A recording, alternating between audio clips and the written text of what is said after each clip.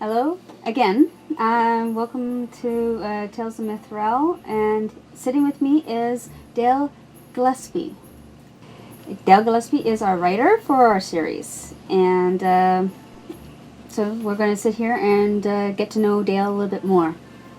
Okay. And so, hi Dale. Hello. Hello, Marie. Tell us a little bit about yourself and how long you've been in the industry of film. Well, I've been in the industry for actually quite a long time. I've been on both sides of the camera. I've experienced acting, and also I used to be a makeup artist. Oh wow. So that's how I basically started in the industry, was behind the camera, doing makeup. And then I used to, when I lived in California, I did some student films with the American Film Institute. So every once in a while I say, "Oh, Dale, can you go sit in the scene? Can be an extra in the scene? We need somebody there." And then when I moved back here to Vancouver, I started doing musical theater, and then that led to doing extra work in front of the camera. That kind of led to what I'm doing now, and I think in a way my writing benefits from that, because I know what's going on. I've been on both sides of the camera, so I know what's needed. Basically, in the film industry, I guess since about 1973. Yes, I'm an old guy. Way back when. Yes, way back when in the ancient days, the other century. So, when was it exactly that you started to do writing? The first thing I wrote, that again was something like 1973 or 1978. I was living in Edmonton, and a bunch of us got together and decided to form like a science fiction comic book society. Oh wow. And then somebody got the bright idea, hey, let's do a script contest. So I wrote these two really short scripts for the contest, and I was about the only one that entered, so the contest went, Oh no. that was it. And I also wrote longhand a kind of a love story script that it's a period piece. It takes place like in Brooklyn in the 1970s, and then it goes back in time to 1938, and then back to Brooklyn in the 1970s. Oh wow. And I had to do some research on that about the Nazis invading Austria and stuff. And just like when I rewrote the two science fiction movies, one of them was about a series of airplane crashes. So I had to investigate, redo research on the NTSB and what we call it here in Canada, the TSB. But when I originally wrote them, it was the Ministry of Transport, so I did a lot of, research on the internet. Well, how do you, when you get to a crash site, how do you put the plane back together and the black boxes and all that stuff? So everybody knows research is fun. Oh, gosh, yes. Well, it's just like the writing for Tales of Mytherwrel. I'm trying to come up with names for characters that aren't Earth-based or don't sound like they're Earth-based. So I've been doing, like a mixture of, like when I was looking for a name for the teacher that, teaches herbology.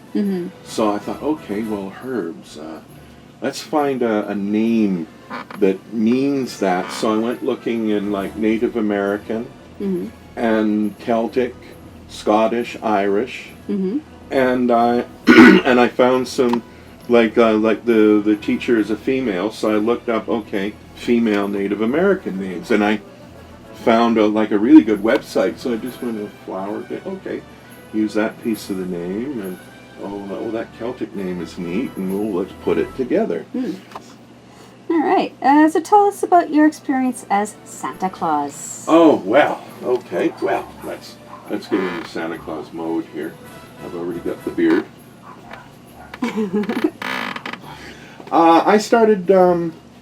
I became Santa Claus in 1997. Oh.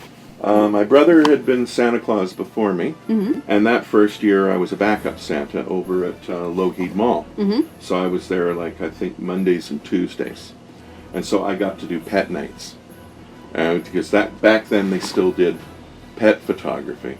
Oh. And that was, wow. What about the Vancouver parade? Yes, in 2004, Rogers Rogers Communication decided they were going to do a Santa Claus parade here in Vancouver. Nice. And at the time, I was delivering cars between dealerships. And so I'm on the highway, and I've got it tuned to the radio station, News 1130, and I heard this report. And then I called the radio station, and they said, contact the Pace Group. They're doing the publicity. So when I went home that night, I called the Pace Group, and they said, write us a letter. So I decided, well, Dale Gilespie isn't going to write a letter to them. Santa Claus and the reindeer are going to write a letter to them. So I made a letterhead, a Santa Claus, the North Pole letterhead, and wrote a letter as Santa Claus. And I told them they could either contact my acting agent or my Santa manager. So a few days later, my manager's her name is Lynn Blake. She called me up and said, they want to see you. It was an interesting experience. I'd never experienced anything like it before. And finally it was, my turn. I was the last float. And we got moving, and suddenly everybody's cheering, and I'm thinking, what? Why? No, I'm serious. I didn't, I couldn't figure out who's that for. And then I suddenly realized, oh, that's for me. Oh, and I started crying. Oh. I started crying. I got emotional a little bit because I thought, really, okay, it's for Santa Claus. That's really cool. So I had 10 years with the parade. It was a wonderful, wonderful experience. I cherish it. I'll remember it for the rest of my life. So, I missed it. So who knows? Maybe I'll be able to do it again. But I don't know. So. I'm hoping that I can get back in the chair at the mall. Yeah. At the malls this year. So. You were also on a web series as Santa as well. Yes. It was called Wired Santa, and you can still find them on YouTube. And it was the 12 Days of Christmas. So we got a bunch of, hired a bunch of, they were all actors, except for one of them, she was the producer, but girls that were quite short played the elves, and we did actually have 2 little people. Oh. But the second one, he couldn't stay for the second day of filming, so you don't see him in it. And we got a Mrs. Claus. I can't remember her name, but if you watch Snakes on a Plane, you can see her. She's in some of the scenes. And there was music, so there was singing and everything. And I read letters to Santa Claus. And what I did, because a lot of the times I would keep the letters that the kids would give me at the mall. So I brought them as props. And we opened them up and read, because we did one episode where Santa and Mrs. Claus were reading, and it was a lot of fun. So that's all I did as Santa that last year, but it was cool. It was fun. Awesome. So like I said, I hope to get back to it. In the meantime, you're enjoying your time creating and developing the story of Mytherwrel. Oh, I am having so much fun. For letting me be part of Marie's world here for Tales of Mytherwrel. I am having so much fun. I don't think I've been more creative, in my writing before this.